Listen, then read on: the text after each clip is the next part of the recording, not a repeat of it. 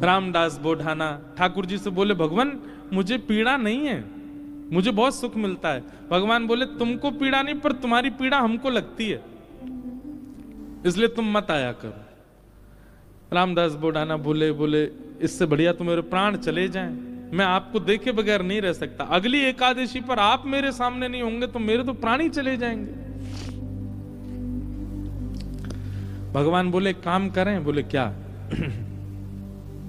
हम तुम्हारे साथ चलें, तुम्हारे गांव, वहीं रह ले, तुम्हारे पास ही।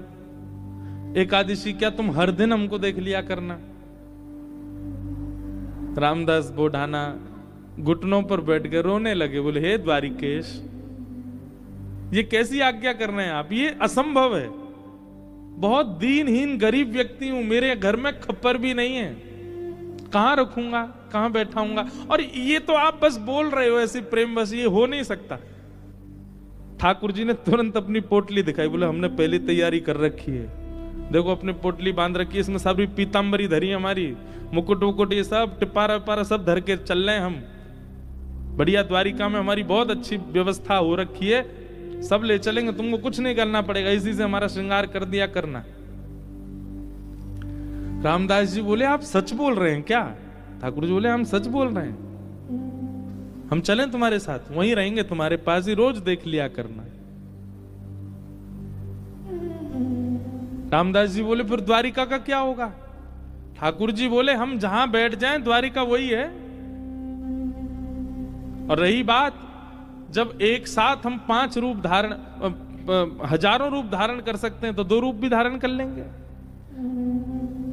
आज तक तुमने एकादशी जिस रूप को देख करके की है, वो रूप तुम्हारे पास रहेगा, यहां एक दूसरा व्यवस्थित हो जाएगा। रामदास जी को पूरी तरह ये विश्वास हो गया कि ठाकुर जी मजाक नहीं कर रहे, ये सच बोल रहे हैं, ये चलेंगे मेरे संग। नियम का फल ये मिलता है। देखो, एक नियम को जब व्यक्ति तत्परता से करता है तो ठाकुर जी ऐसा देते हैं उसको। कई लोग कह देते हैं एकादशी पर भूखे रहने से भगवान को कोई, इससे थोड़ी प्रसन्न होंगे भगवान। ठाकुर जी प्रसन्न नहीं होते हैं, पर आपकी तत्परता ठाकुर जी देखते हैं।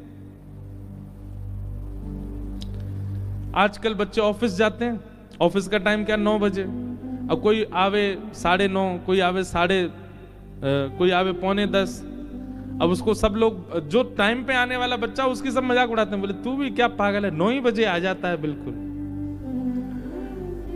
अरे सैलरी ले रहे हैं, मेहनत करनी है, ठीक है, टाइमली, ठीक है, थोड़ा आधा पौना घंटा ऊपर नीचे चलेगा, लेकिन वो बालक कहता नहीं, ये मेरी तत्परता, मैं 9 बजे ही आऊंगा। और वो 9 बजे आने वाला बालक, कभी ना कभी उसका जो बॉस होता है ना, वो खुश होकर के कुछ तो उसको देता है, उसको थोड़ा अपग्रेड कर देता है। सिंसियरिटी आपके कार्य के प्रति आपका स्वामी देखता है। ऐसी भक्ति में भी सिंसियर होना बहुत जरूरी है। होता उससे कोई ठाकुर जी बहुत प्रसन्न नहीं, पर हां ठाकुर जी दृष्टि तो रखते हैं। परिक्रमा लगा रहा है, कैसे लगा रहा है, एकादशी कर रहा है, कर कैसे रहा है, तिलक स्वरूप करता है, उस समय क्या उच्चारण करता है, मंदिर जाता है, प्रसाद कैसे पाता है, दर्शन कैसे करता है, इन सबके प्रति जो आपकी सिंसियरिटी, वो ठाकुर जी देखते हैं। रामदास को ठाकुर जी बोले, अब तो तुम जाओ, अगली बार बैलगाड़ी लेके आना। कैसे लेके जाओगे हमको? बैलगाड़ी में तुम्हारी में चलेंगे। रामदास जी चले गए, बैलगाड़ी ढूंढी, कहीं बैलगाड़ी नहीं मिली, बूढ़े बूढ़े बैल मिले, छोटी सी टूटी फूटी सी बैलगाड़ी मिली। रामदास जी बैलगाड़ी लेके द्वारिका आ गए। द्वारिका आए, आज सब लोग बोले, क्यों रे भाई रामदास, अब तो तुम बैलगाड़ी में आने लग गए। रामदास जी बोले, अब वयोवृद्ध हो गए ना, तो अब चला हो नहीं पाता, तो बैलगाड़ी से आए। बोले बहुत अच्छा। रामदास जी आए, प्रसाद आदि, गोमती सागर में स्नान किया, प्रसाद पाके रात में कीर्तन करने लगे। सब चले गए, रामदास जी कीर्तन कर रहे थे। अचानक से एक कपाट खुला ठाकुर जी का। अभी तक तो ठाकुर जी चिंतन में बात कर रहे थे रामदास से, पर रामदास जी ने नेत्र खोल करके देखा तो स्वयं द्वारिकाधीश अपनी एक भुजा में तो पोटली उठा रखी है, और एक भुजा से किवाड़ खोल रहे हैं और दो भुजाओं से बढ़िया शंख चक्र आदि सब समेट रखे हैं। ठाकुर जी ने मुकुट उकुट सब भर रखे हैं। और रामदास बोले कहाँ तेरी बैलगाड़ी, जल्दी बता चलें। जैसे कोई भागता है घर छोड़ के, ऐसे ठाकुर जी भाग रहे थे। आज भी मंदिर दर्शन करने जाओ आप तो द्वारिकाधीश जी की जब परिक्रमा करेंगे तो पीछे ही रामदास बोढ़ाना जहां से जिस खिड़की से ले गए ठाकुर जी को, वो खिड़की है अभी भी मंदिर में। ठाकुर जी निकल के बाहर आ गए। चलो, रामदास जी को तो विश्वास ही नहीं हो रहा है, स्वयं द्वारिकाधीश मेरे साथ जा रहे हैं। चतुर्भुज हैं, बढ़िया चल रहे हैं, पीतांबरी पहन की, चंदन की सुगंधी आ रही है, केसर जैसा पूरा माहौल आच्छादित हो गया उससे। ठाकुर जी जैसे ही गए, रामदास जी बोले भगवान टूटी फूटी बैलगाड़ी है, बैठ जाओ। ठाकुर जी ने जैसी बैलगाड़ी देखी, ए रामदास त्रिलोकी का भार लेकर के मैं इन पे बैठा, तेरे बैल तो दब जाएंगे नीचे। भगवान अब क्या करें, यही व्यवस्था मिली थी। इतना सीधा, इतना भोला रामदास। ठाकुर जी बोले काम कर, तू बैठ, हम चलाते हैं बैलगाड़ी। रामदास जी बोले ऐसा मत करो नाथ, मैं ही चला दूंगा। नहीं नहीं, ये तो हमारे अभ्यास की वस्तु है। अर्जुन के खूब हमने रथ हांके हैं, बहुत दिनों बाद बैलगाड़ी मिली, चलो हांके थोड़ा इसको। और रामदास पीछे बैठे हैं और ठाकुर जी आगे पैर लटका के बैठे और बैलगाड़ी चला रहे हैं। ठाकुर जी के स्पर्श होते ही बैलगाड़ी तो बिल्कुल नवीन हो गई, बैल बिल्कुल युवान हो गए। यहां मंगला का समय हो रहा था, सूर्य उदय हो रहे थे धीरे धीरे। ठाकुर जी बोले रामदास, इस सुबह होते ही सब पंडा पुजारी भागेंगे, ढूंढेंगे, देखेंगे मंदिर में तो मैं हूं नहीं, सब आ जाएंगे।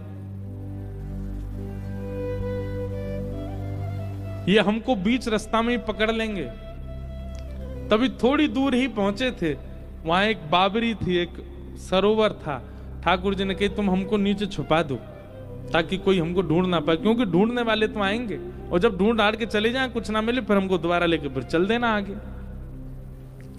रामदास जी मनी मन इतने प्रसन्न हो रहे हैं, बोले ठाकुर जी आपको क्या पड़ी है जाने की मेरे साथ? अरे मैं तो मना कर चुका हूं 5 बार कि ठाकुर जी आप यहीं रह लो, पर नहीं, उन्हीं की इच्छा है जाने की। जब मन ऐसा भटकता है ना ठाकुर जी में, तब ठाकुर जी ऐसा करते हैं। आपके मना करने पे भी चल देंगे आपके संग। हमारे लाल जी, गिरधर लाल जी,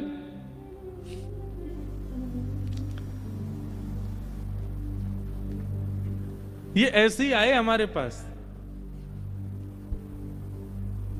जब प्राप्त हुए थे ना, तो एक बार मैंने तो, अब बोलने में अटपटा लगता है, पर एक बार मैंने तो यही कहा कि मुझे तो श्रृंगार आता नहीं, मुझे सेवा आती नहीं, कैसे करूंगा, कैसे संभालूंगा, कैसे इनकी नथ बेसर धराऊंगा, कैसे इनके नेत्र श्रृंगार, कैसे मुकुट पाक कैसे बनाऊंगा। ये अभी जो ये स्वरूप दिखा आपको, दिखा उसमें, ये साल में एक बार हमारे गिरधर लाल जी जगन्नाथ जी बनते हैं, तब का स्वरूप है। रथ यात्रा वाले समय पर ठाकुर जी को जगन्नाथ, और जो वैसे रूप है वो वाला भी दिखाओ जो सामान्य है। सामान्य सबने देखे ही हैं, श्रीनाथ जी के रूप में हमारे लाल जी हैं, अनेक से हैं, छोटे से, पर ये आए स्वयं, और ये स्वयं ही आते हैं, आप नहीं लेते हैं।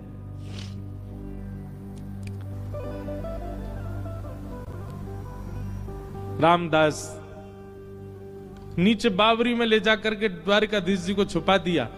पीछे से सब पुजारी दौड़े दौड़े आए, देखा तो रामदास जी धीमे धीमे अपनी बैलगाड़ी चला रहे हैं। सबने रोक लिया, बोले रुको, तुम ही थे रात भर मंदिर में, ठाकुर जी कहां गए हमारे? रामदास जी बोले मुझे तो नहीं पता, दिखाओ।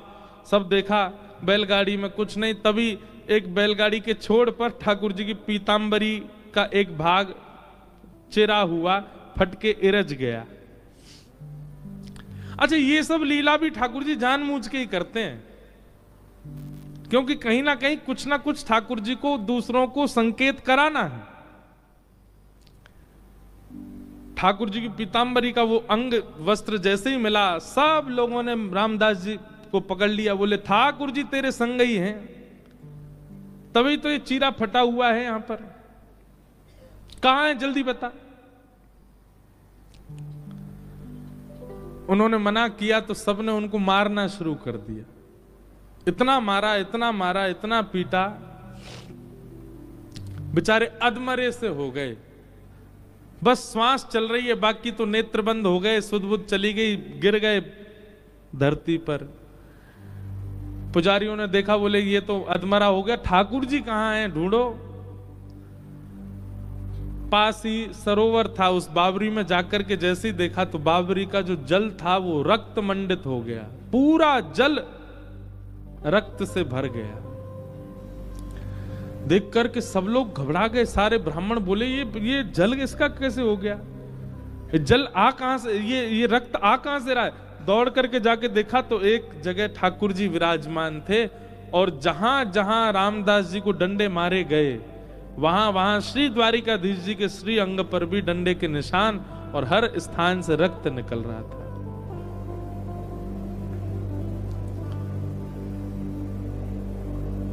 सब पुजारी जी चरणों में गिर गए, सब ब्राह्मण देवता बोले भगवान ये क्या हो गया, बोले ये क्या हो गया, मेरे भक्त को मारते हो, मेरी इतनी आराधना करी, मेरी इतनी सेवा करी, इतना अर्चन किया, उसके बाद भी ये नहीं समझ पाए कि मेरे भक्त और मुझ में कोई अंतर नहीं है।